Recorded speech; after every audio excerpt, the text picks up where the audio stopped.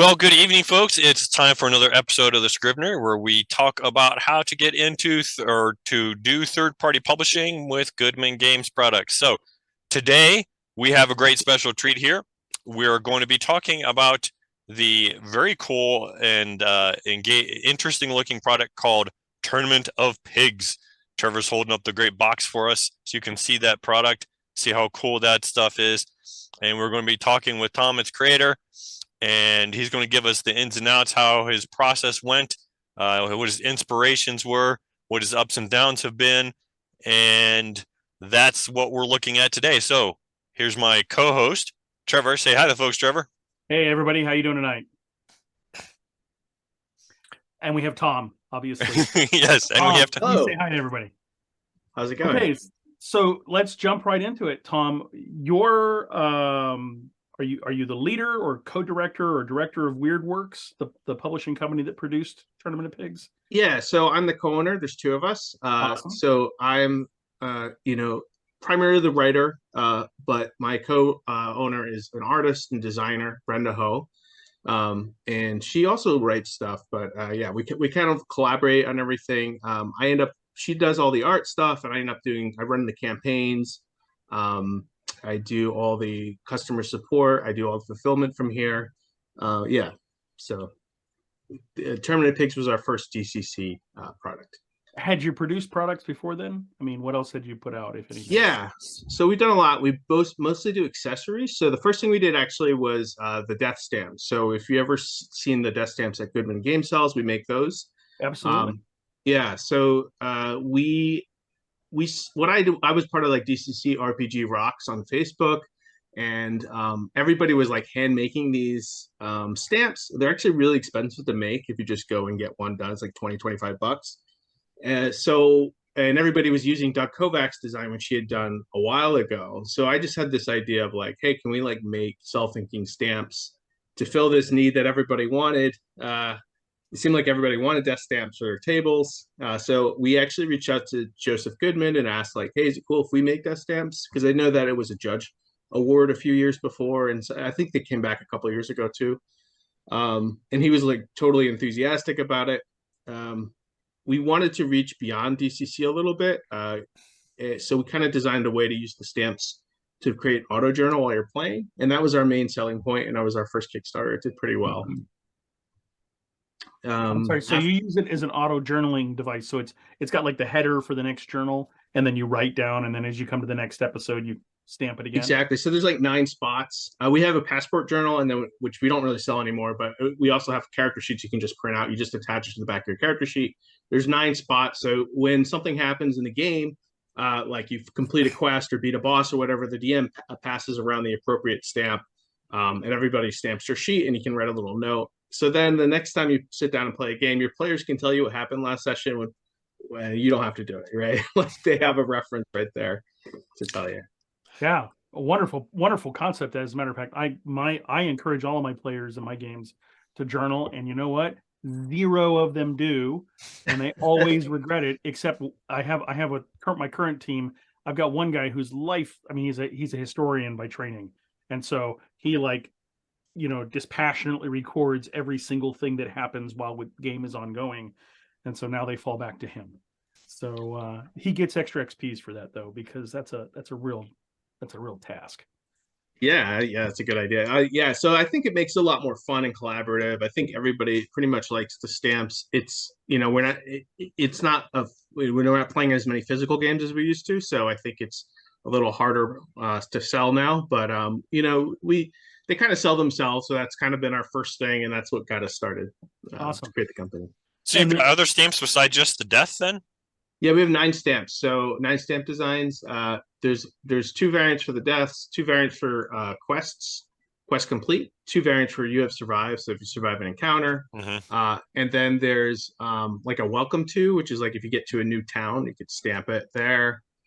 We have a spell book, which is just generic. You can put anything, and I'm forgetting. Oh, there's actually 3 death stamps. That's what I'm forgetting.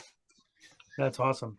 Yeah, and I could see if you've got a good journaling setup for your character, a character sheet that could do that, you could just stamp right into there. What's the width on those stamps, by the way? Let me just ask. 3 inches by 3 inches. 3 inches by 3 inches? Yeah. Very You cool. can find them in the Goodman Game Store. They're pretty popular. Just to spot hundreds of them from us over the years. So. That's great. That's great. And then Tournament of Pigs was your big product. It came out, I believe, in DCC and 5th edition. Is that correct? Yes, yeah, that's right. Yeah.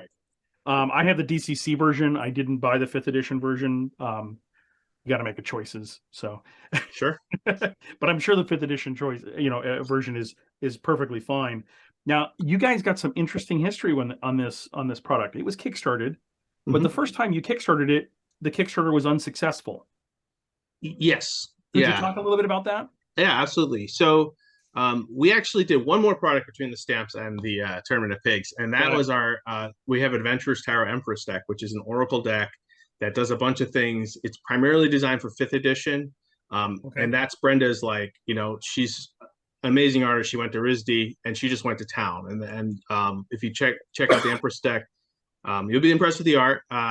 It's not really a great sell for a DCC player, but that was a phenomenal success for her. We had like 8,000 backers on that, and it basically made us a real company. Brenda kind of went full time at that point once that came out, almost full time. We just now are kind of getting into full time, but we had 8,000 backers. We didn't make a lot of money on it because we didn't charge enough for it, but we thought that, hey, let's leverage that to do Tournament of Pigs, which I had been working on since 2017. So when the product was ready, we were hoping we get a lot of backers from Empress deck, and we really didn't. And so I think we were budgeting, that original goal we had was 30,000, and we had planned on doing 1,000 copies of each box. So the 5th edition and the DCC box. And that's what it would have cost to manufacture, or something in that ballpark. So that's how we got that 30,000 number. And what we ended up finding was, Tournament of Pigs it takes a lot of chances, let's say. It incorporates some board game elements. It's semi-competitive, right? So you can cooperate as much as you want or not want. It's up to your players. We've had a lot of players backstab each other. It's kind of part of the fun. And it does everybody. It comes with a really nice high quality board game kind of format for the tournament area and stuff. And I could see this. You could very easily lay this if you were in an in-person game. This is a really nice thing to add. And then it has little stand-ins for the monsters and stuff. I haven't even unpunched mine, so excuse the crackles, but you can see that it's got stand-up figures and everything, and then stand-up kind of scenery, and then it's got decks of cards, and then you have this little pad of paper as well, which I believe is a tracker of some sort, right? It's for the stamps, yeah. So we kind of that was actually the idea. It was like, hey, what can we make a game that uses the stamps? That was originally the concept. Well, one of the many parts. So, anyways, it has a lot of moving parts. It does a lot of things, and when you take, I feel like when you take chances like that with a product, like trying to combine some board game with RPG and semi-competitive, just turns people off. We've been to cons and we've sold it, and we see people just walk away when they hear semi-competitive. It just does not appeal to them at all. Sure. I find that shocking, considering some of the people that I've played with who just, even though most RPGs are by their nature a team game, it seems like there's always one person at the table who's got to go rogue. Got to go off and do their own thing. And I just find that baffling that there's people that were turned off by that aspect of it. Yeah, I mean, it's fine. And the thing is, we didn't know. It could have gone either way. I think Shadow Dark, right? That's a game that's very similar. That I think they raised almost $1 million in Kickstarter. It's a semi-competitive. It's a very fast-paced, real-time kind of RPG. It has OSR artwork, which was another thing that we had a lot of trouble transitioning people from Brenda's art on the deck to this new art. A lot of people did not like that art style that we had. Russ Nicholson, rest in peace, did 2 big pieces for us, and we really leaned into the OSR style. Anyways, I lost my train of thought there, but yeah, that was what we had trouble with. We didn't have as many backers peel off that Empress deck onto the Tournament of Pigs, so that's why that Kickstarter ultimately what ended up happening, we have our super fans, and they were like just doing tons of add-ons. You know, it was like, oh, I'm gonna up my pledge and do like, you buy 4 copies for all my friends and things like that just to hit that goal. And I started to feel a little bit like we could have probably, stumbled over the finish line and done that and hit that goal in the last couple days. But I think it was pretty clear in the last 48 hours that we weren't going to get that last, I think six or 7,000 to get us over easily. So we just canceled it, right? Yeah. Yeah, I can go right into our next campaign, which was a success. But if you had any more questions about that, No, I feel do have free. some questions about it. First of all, so Yeah. so like you said, I mean, there's a beautiful character or DM screen in here and everything Yeah. it's tailored to the tournament. Mhm. This takes a lot of risks, but it has a lot of payoff if you're willing to really, if this is what you're looking for as a thing. If you want to have, essentially, it's called Tournament of Pigs, but it's really kind of a, what I saw it as is a like a town fair type of thing, right? You could easily say, hey, this is something that's happening. It's an annual tournament. And it's very similar to other products that have been done out there. David Beatty, gosh, what was his product called? Carnival of the Damned, right? Carnival of the Damned, right? Which is the Yeah. same type of atmosphere and I everything. actually would not read that because I was afraid I would internalize something and steal something from it. I've read it since, but yeah. I think you could easily blend these things as like a state fair type of concept, right? There's a lot that you could do, and so but I'm really interested in the idea that you had a really successful Kickstarter in a deck of cards that then failed to peel off those supporters into a new type of product. I mean, because you're jumping product venues there, right? And you're partially jumping audiences. If the Sure. deck of cards is really a 5th edition product, and this is DCC and also 5th edition, you're trying to hit to a couple different masters, and it's a tough thing to thread. I've been working on a project which incorporates a board game element, the board game Operation. It would actually have a custom board game of Operation built into it, where as you were doing your thieving things, you could actually use the operation mechanic instead of rolling for thieving and stuff like this. And if it goes off, then something happens, and if you pull it out successfully, then you guys get whatever you're looking for, this critical item out of the trap. And the sheer scale of producing a product like that can be pretty daunting. There's a lot of layers, there's a lot of parts to it. And Tournament of Pigs is the same way. You have a lot of components. I'm assuming you made this, or you would price this out using a board game manufacturer. Is that right? That's correct. Yeah, we went 100% with the board game manufacturer. Yeah. And did you go with a board game manufacturer here in the US or in China, or? We went with China. We did our prototypes here with what's the name of the company? I can't remember right now. There's a name of a company that does board games here. In But they're just Wisconsin? Game Maker or something like Game that. Maker. Yeah. They do a great job, but it's so expensive you can't mass produce it really. And that's, we actually went with local printers. We do local printers for a lot of our stuff. We do local printers for our prints and books and everything. But with the biggest thing is box. Like that box is so expensive to source here. We're looking at like $12 to get it done here at 1,000 run, and it's like you can't make that make sense, right? There's no way you can make that work. Books and even the standees and things, you can kind of figure things out, but yeah, that was our big hang up, that box. Yeah, I totally get it. And I have a small box that comes with, that you can buy for Smoking Wyrm.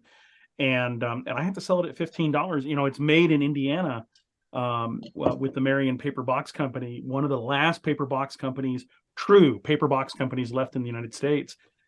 20 years ago, they were in every major city, and that industry has collapsed. And so, yeah, paper boxes are kind of hard to come by, especially when they've got a nice slick graphic and they're big. This is big. That was the problem with that. Yeah, it's 2.5. We knew it had to be big because the board was big.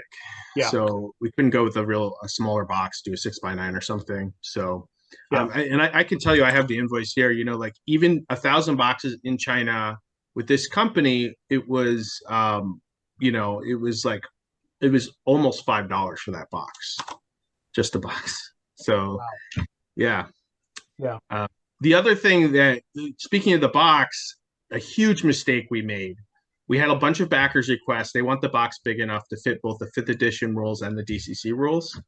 So I was like, sure, like that's maybe 4 or 5 people asked for that. It's, like I like to make the customers happy. That was a huge mistake because what that did was increase the volume of our order quite a bit.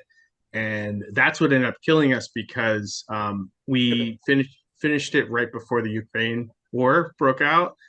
Ukraine-Russia war, and all the shipping costs went way up. Like we had this, we already had a shipping crisis because of COVID and kind of the tail end of that. And then the Ukraine thing hit and it got even worse. So we ended up just spending so much on shipping that it was a tough product. Yeah. Yeah. And you're not the only one. David Beatty had the same type of problems with Weird Frontiers. Yeah.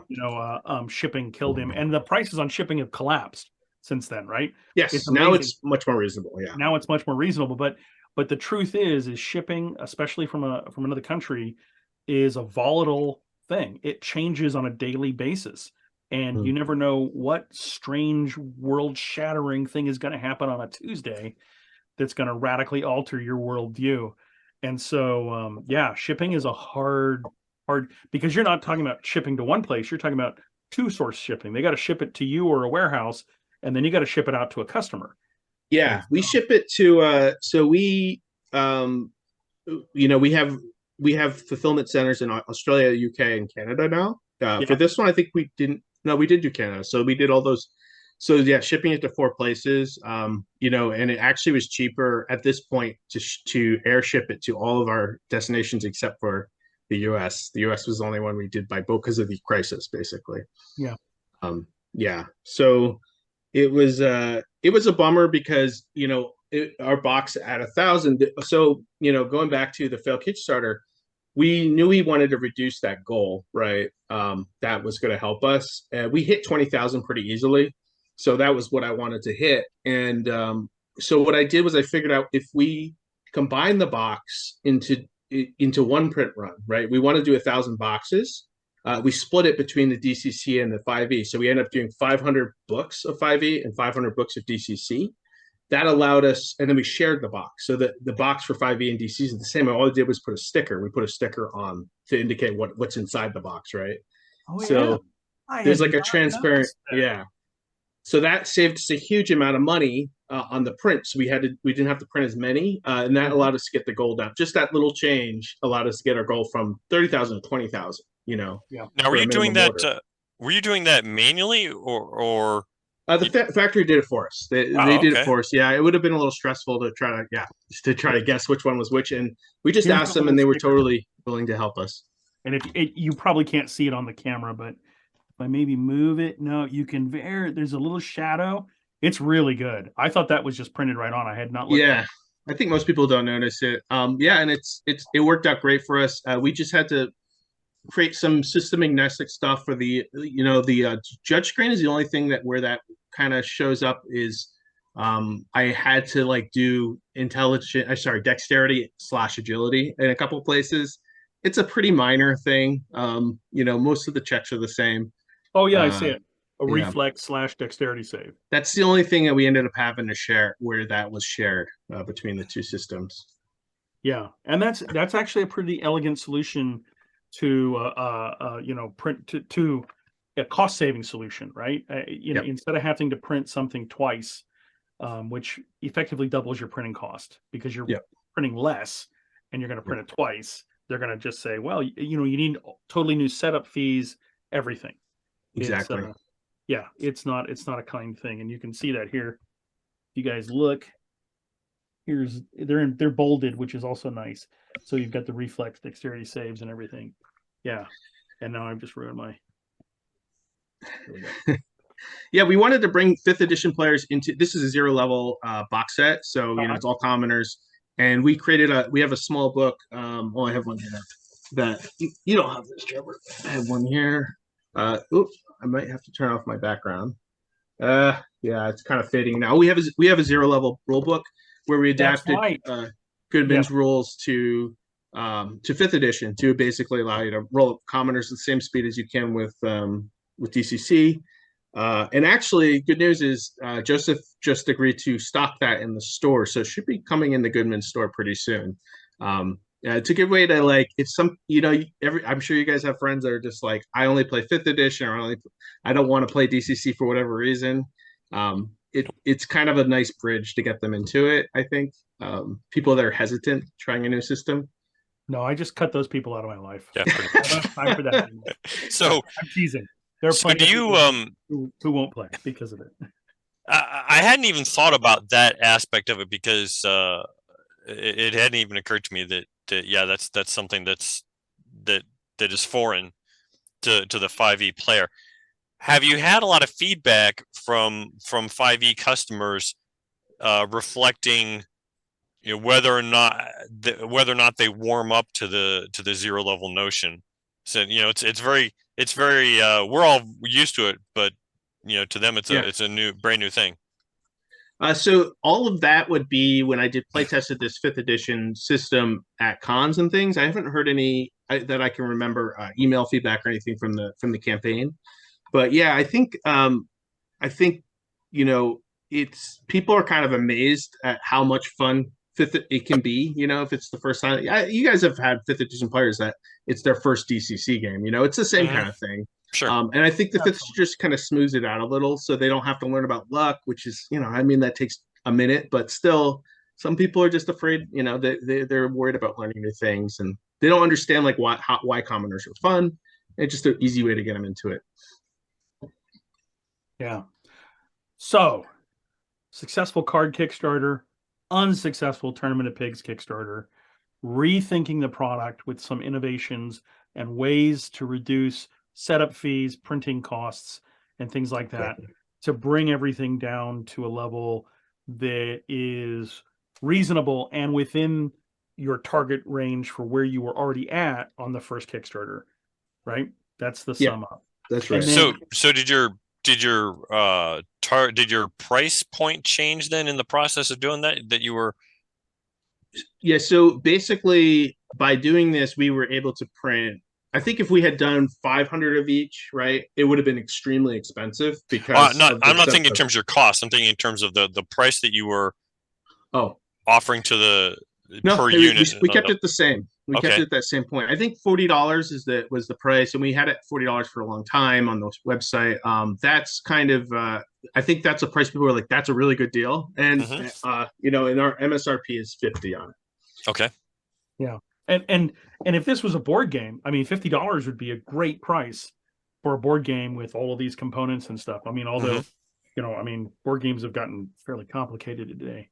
I mean, it's much more complicated than my speed, which is like Monopoly and things like that. But do you recall how many, if you think in terms of supporters, backers rather than dollars, how do you know how many of those you had 8,000 ish on the one prior to it? Do you know how many of those you would have had to, or how many backers you would have had to get on the one that didn't launch? Yeah, I can run the number right now. So,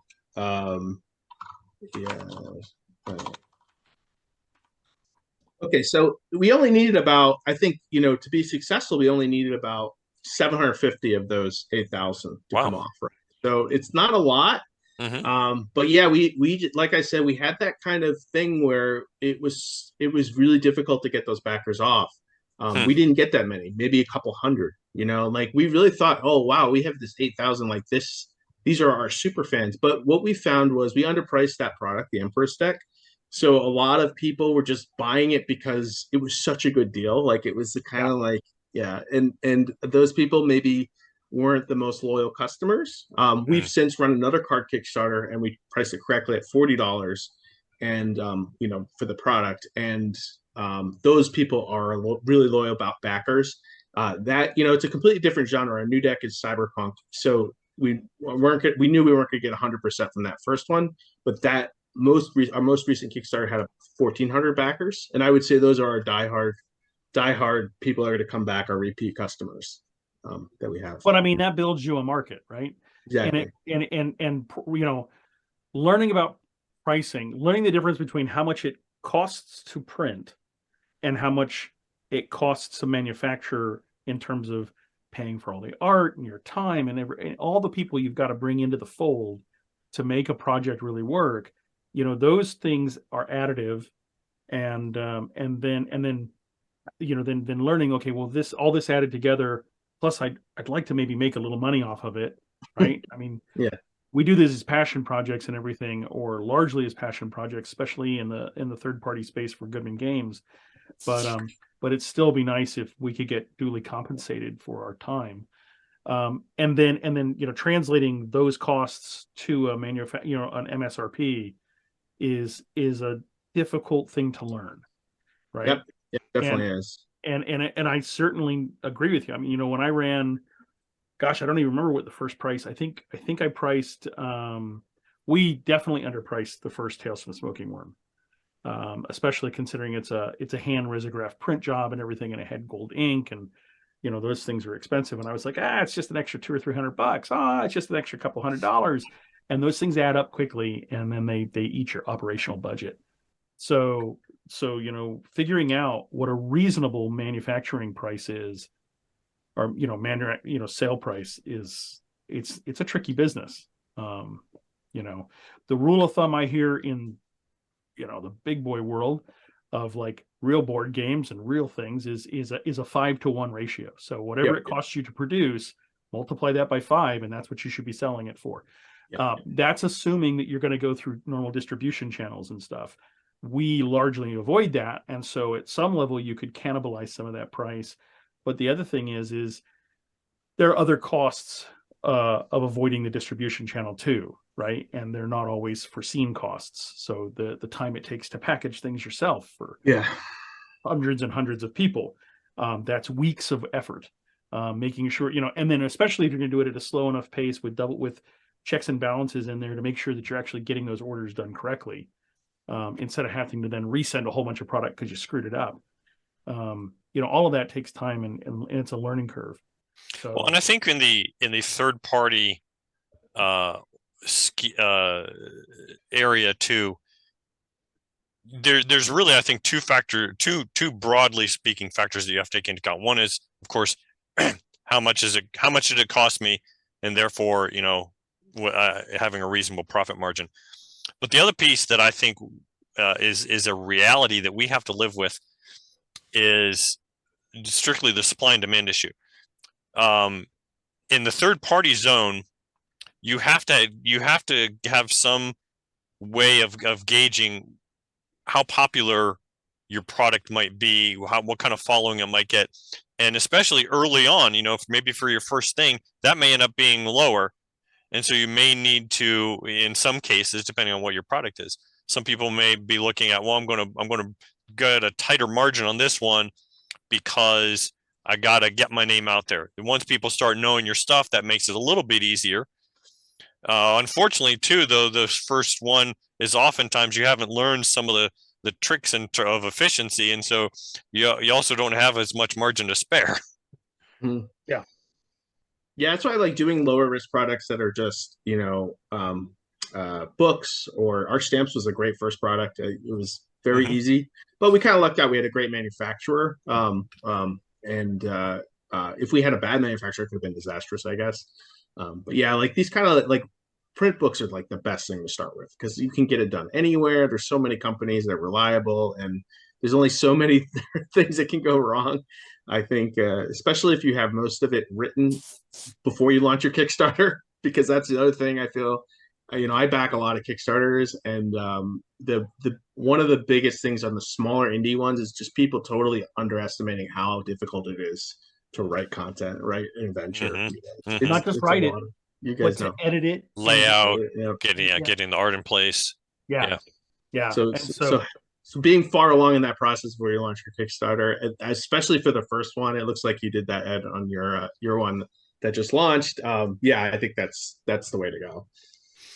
Right. Yeah. It certainly helped matters that this was, if I remember correctly, my 13th book.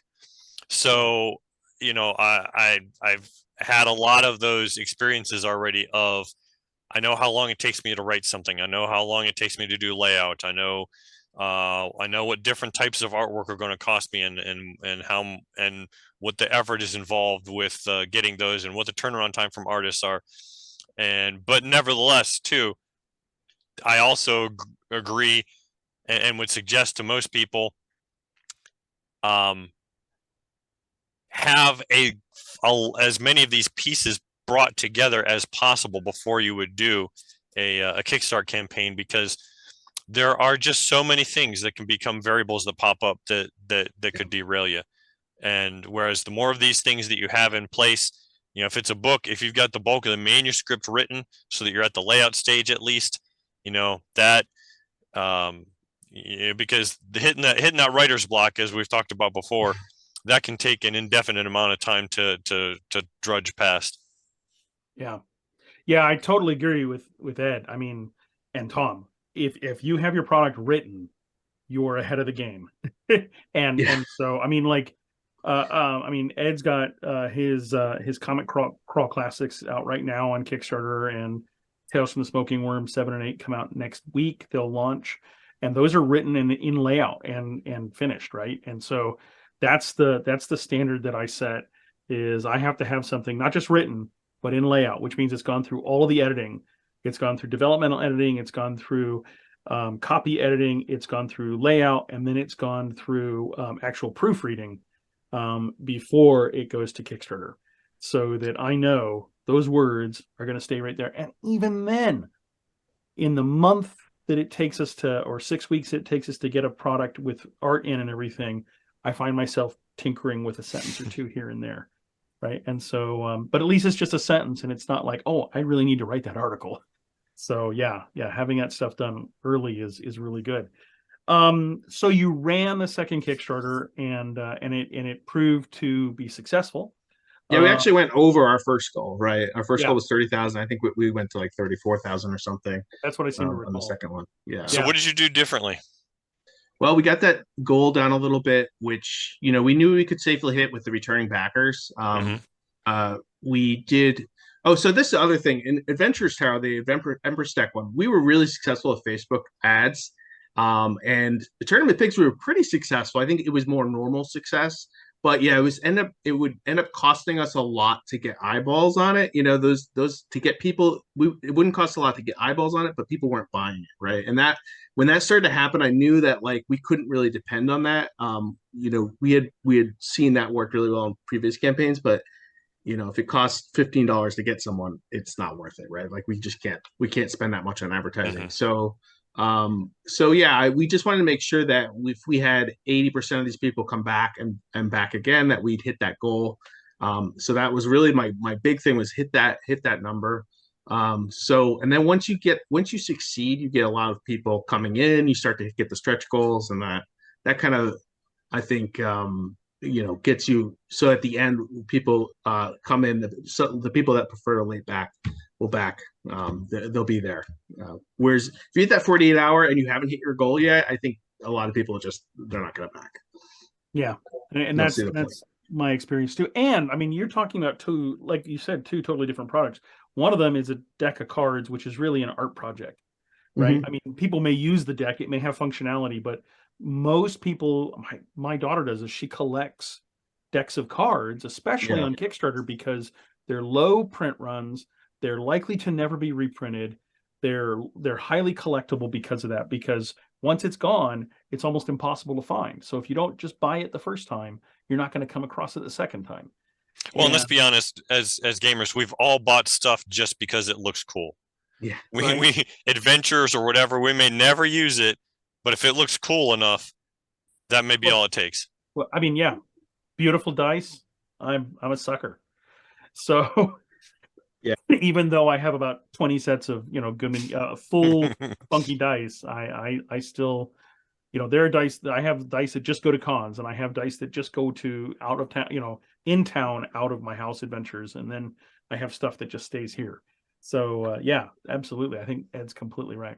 but you have that's a totally different headspace. And so and then the Kickstarter went well, and you had a lot of add-ons. Now, did you have all the same add-ons in the first and second Kickstarter? No, that was another thing, is we reached out to Reaper Miniatures. We had a relationship with them because my hobby is miniature painting, Yeah. pretty adjacent. But yeah, so we had gone to ReaperCon a couple times, and we had a personal relationship with a couple of people there. So we reached out to them and asked if we could. And it had nothing to do with it. Just I knew the contact person. It didn't have anything to do with the personal relationship. I would encourage other people to reach out to them because they're very helpful. Unfortunately, Big Ed, who was one of the co-founding brothers of Reaper, he recently passed away, and he's the one that helped us get those miniatures in it. But there's other people there that can help you with that. Yeah, so we just kind of created a package with them. They give us a wholesale price, which they don't normally do with online only people or Kickstarters, or not Kickstarters, but like usually you have to be a brick and mortar to get their wholesale price. Yeah. But they worked with us to get that, and we were able to put together a great set of like 17 commoners, which I was super excited to offer. That helped us, get closer to the goal. I think we did the t-shirts. I don't remember if we did that for the first time, but that helped a little bit. We use a local printer for that. That's a good, especially if you have OSR art. I feel like people love those shirts. So, you bought one, Trevor. We're both wearing our I Owlbear bought shirts. two. So I have the Owlbear shirt, and I've worn it a couple times on the show. It's a great shirt. Not only that, but what I really appreciate about it, Tom, is it's a really high quality shirt. So this is something I only wear these on occasion. I don't wear them all the time because I know I can't get another one. But this it's a great. It's going to last me a long time. So yeah, that, and I got the Rust Monster, which is also just a beautiful piece of art. I love the Rust Monster art. Yeah, it's Kurt Komoda did all that. I found him from the Hyperborea RPG. He did a bunch of monsters in that, and I was like, this guy's a great monster artist. So we started doing monsters, and then I was like, hey, can you do a Gong Farmer? Did the Gong Farmer? Gong Farmer came up great. So I was like, you're doing all our commoners. So he ended up doing all of the standee artwork in the book, in the game, and yeah, he's a fantastic artist. And screen printers are everywhere, and it's a great way to get a little boost in your campaign if you have great artists involved.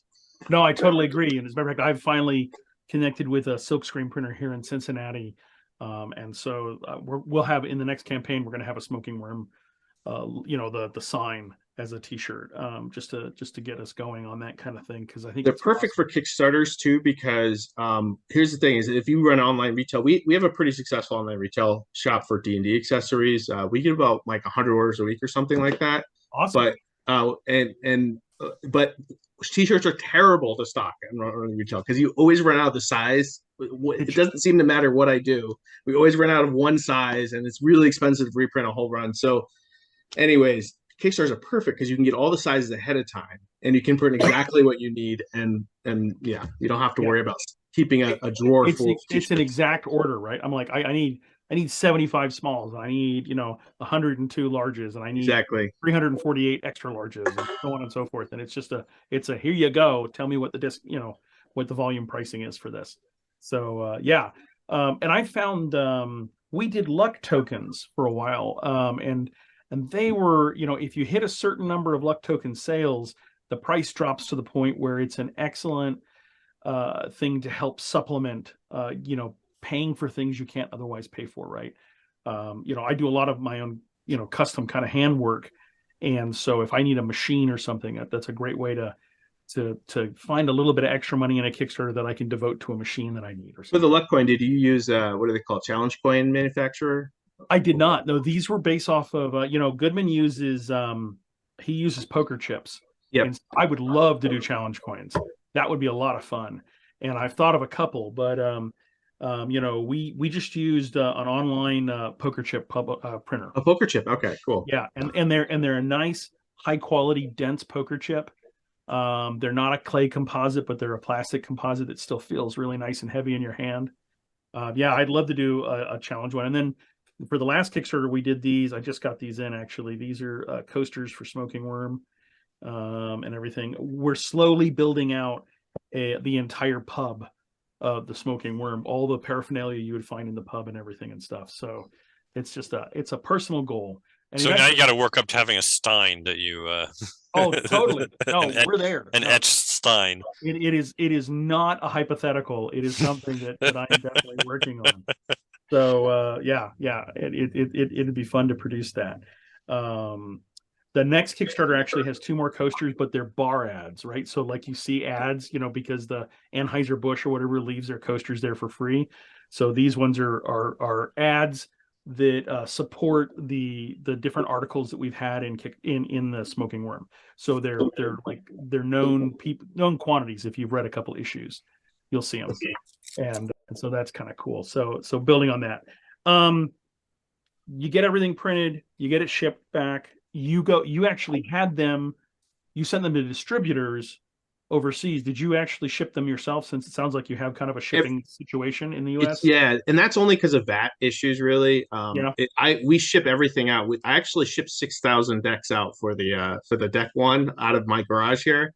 Yep. So Tournament Pigs was a cakewalk. I think we only had about 600 go out of here. But yeah, all our US stuff we ship locally. We use Pirate Ship, which I highly recommend for anyone. It doesn't have the automation features necessarily that some of the others do, and integration with pledge managers. But like if you're looking to save every dollar, they're cheaper than stamps.com. They're cheaper than ShipStation, and it's not that bad. It's pretty easy. You just import CSV. And my understanding is that Pirate Ship allows you to work with thermal printers, right? Exactly. So thermal printer is a great investment. Yeah, so they're only a couple $100, Mm-hmm. but the great thing about it is like the Rolo thermal printers, the ones I'm hearing about, where you can actually get your printing labels shipped to you for free by like UPS, and they ship 6,000 of them in a box, and then just use those thermal printers, and they don't care if you ship them UPS or anybody. I assume they're trying to promote UPS, but so versus like stamps.com, where you've got to get we bought reams of sticky back, pre-cut sheets that then turns out don't have universal support across stamps.com. This was a nightmare. I paid like $400 for this big stack of sticky back printer sheets, then to discover that only in a certain platform, though I'm a Mac guy, but only in the Windows platform could you actually highlight that form, get things to print on it. So we always had to have a PC sitting around to process all of our orders. It's just a nightmare. I hate it. And as soon as as soon as all those are gone, they're about 80% gone now. I'm done with stamps.com because I just want to get my money back out of it. It cost me so much to buy those. But I still have $1,000 in my stamps.com account that I need to go back and use, but I just don't want to do it. I hate it so much. Yeah. It's painful. And Brian Gilkison, who helps me with all the shipping, he and I cuss about it every single time. You never hear about it, but it's a frustrating platform. So yeah, it took me a while I tried a lot of different ones, and I was a little scared of a company called Pirate Ship. It's a terrible name for it just sounds like you're using Pirate Bay, right? So but it turns out it's great. They have great support. I highly recommend it. It doesn't matter what size you are, if you're going to self-fulfill, I really recommend Pirate Ship. It seems to be the best one right now. Tom, I think we could probably talk for a couple more hours, but the reality is we are down to the last 10 minutes of the show or so. So if you want to talk directly to third-party publishers, I know that Ed and I probably have a ton more questions, but what are the highlights of your experience with Tournament of Pigs and everything, and the production? Obviously, I think the first thing to learn is having a good partner, somebody who can cover the things that you don't do, is a wonderful thing. And it sounds like with Brenda Ho, you've got one. Brenda was in my game group. I met her at a local game meetup. We were playing Zombicide, Black Plague, and we became friends. And it turns out she's a super talented artist, and I just kept encouraging her. She was drawing our characters in our group and everything, and I just kept saying, like, you're really good. She was working in a Jack's Pacific doing package design for really terrible toys and things. So I just kept encouraging her, and then we saw like Hit Point Press. They did all these cards. They were super successful. So we just started a business. I convinced her to leave that company and like just start out on her own. And so partnering with an artist designer was an amazing decision on my part. That's my number one thing to Number do. one. Yeah, that's definitely a big one. She can do all the art and all the design, but for Terminative Pigs, we do, she can only do so much. So we do reach out to other artists, and the cover that's behind me there, that was a art. What I do is I actually every week I read this is my big tip. Every week I read all the Kickstarters are ending that week. It takes an hour, let's say, every week. But there's so many great research. I get to know what's hot right now, like what systems. Like I'm hoping that eventually 5e is not as big as it is, and that we start to see another system emerge, whether that's Pathfinder.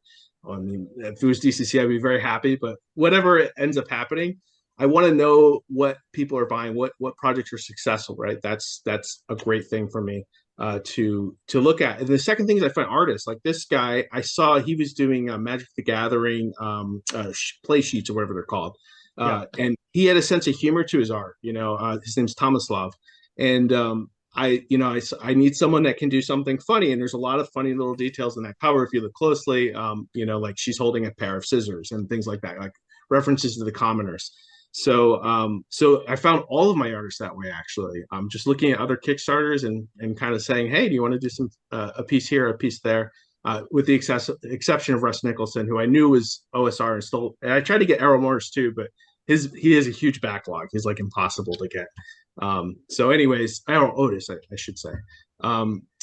Yeah. So that's my big tip. Like, just look at the Kickstarters are out there. You can back any Kickstarter for $1 and you get the updates. You can see, if you see something that's in the same vein you are, and it's successful, you should probably back it just so you can see what kind of updates they're doing, how those campaigns are run. Because running the campaign is a huge part of the battle, and doing customer support is very difficult.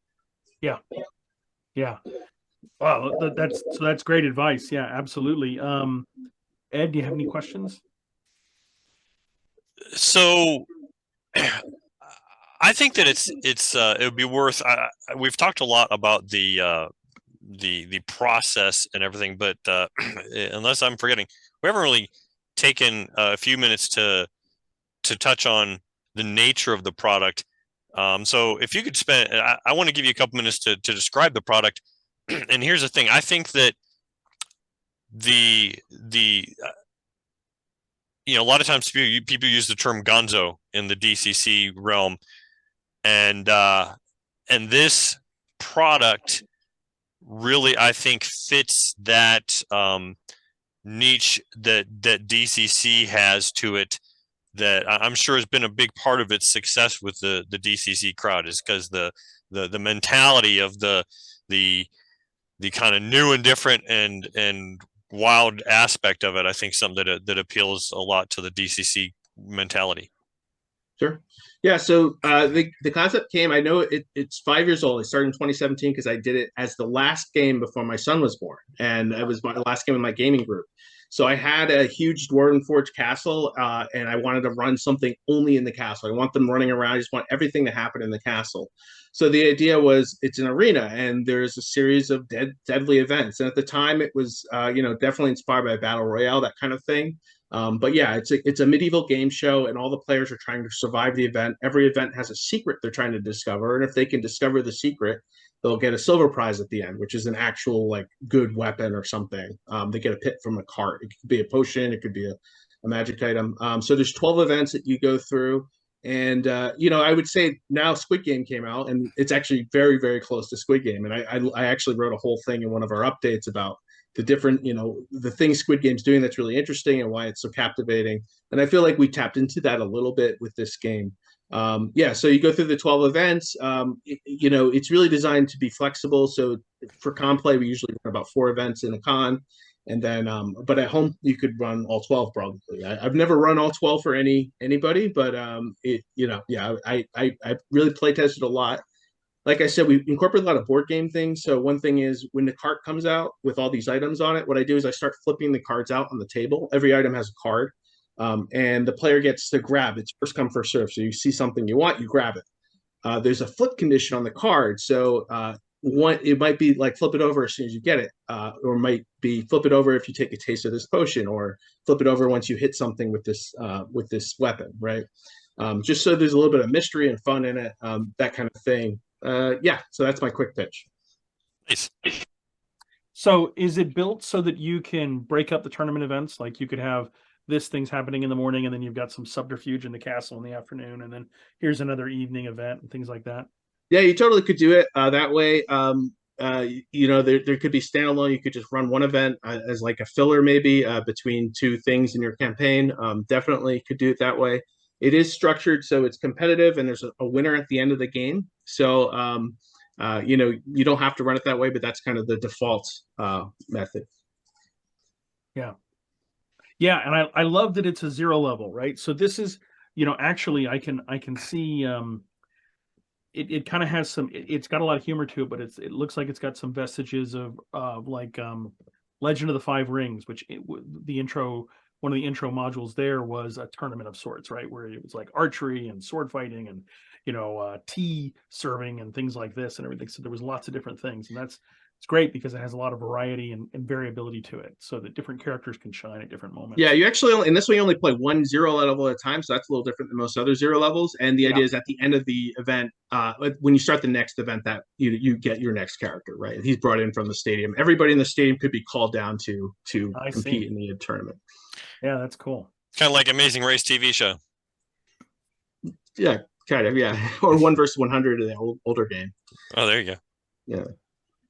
Well, cool. Well, Thom, thanks so much. It's a great looking product.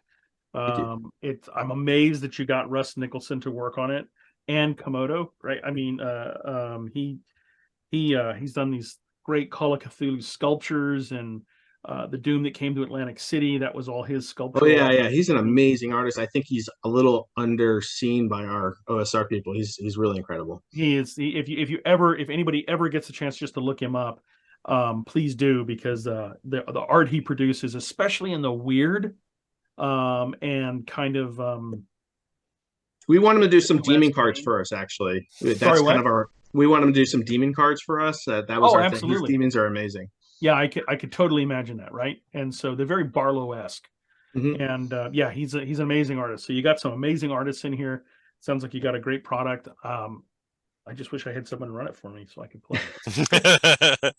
I am running it at Strategicon this weekend, which is our LA RPG gaming con. It's board games and RPGs. So that's awesome. I try to run it locally regularly, so you're welcome. Anybody's welcome to come by. Do you ever hit any of the big cons like Gen Con or anything like that? We're going to Gen Con this year, but we're just playing. Next year we're going to go. It's a huge expense, as you know, to get all your stuff to the con. So we're kind of filling the waters. At Gary Con, we broke even this year. We're trying to figure out like PAX. We'll be at PAX Unplugged too this year, which is a huge con for us. Yeah. And with a lot of board game enthusiasts, so I could see where that you've got some crossover there that's really useful. In the end, we're at 8:55, so we're almost out of time. But in the end, how many copies of Tournament of Pigs did you produce? 1,000, so 500 of each system. 500 of each. Yeah. And will there be a second print run, or is this it? This is it. The digital version is pretty popular, so I think VTT it's probably going to live on. We still got a lot left, so yeah, if you want one, there's no rush. Don't feel FOMO, but yeah, this will probably be the only print run, I would guess. Yeah, especially the box. The box was very expensive, and we probably wouldn't do that again. Yeah, and that's the other thing is one of the things that you have to work into your printing process and your costs is a reprint cost, right? If you expect when you put this much money into a product, right? And I'm not criticizing you, but when you put any type of effort into it, I think about this for Tales from the Smoking Wyrm all the time. There's the limited edition and the standard edition. And the limited edition pays for everything, plus it pays for the first print run of the standard edition. And the standard edition is where I actually finally get to make some money. Yeah. I basically I don't even break even on the limited edition, but it's designed to pay for everything so that I can then sell standard editions into the future. And then they're priced so that I can put 50 cents of each one that's sold off to the side and then reprint those. Our strategy is a little different. Ours was to have a big enough print run where we don't go out of print right after the Kickstarter. So we'll probably be in print for a couple of years, and then that would be it. But yeah, we make money now on those ones we're selling now. We didn't make a lot of money on the Kickstarter. Yeah. And hey, folks, we got to go before Elena pulls the plug on us. This is going to be our last episode until sometime in the fall, past the con season. So we'll see you then, and thanks for Thank you tuning for in. having me. Nice to Yep. talk to you again. Thanks, everybody. Good night. Thank you, Tom.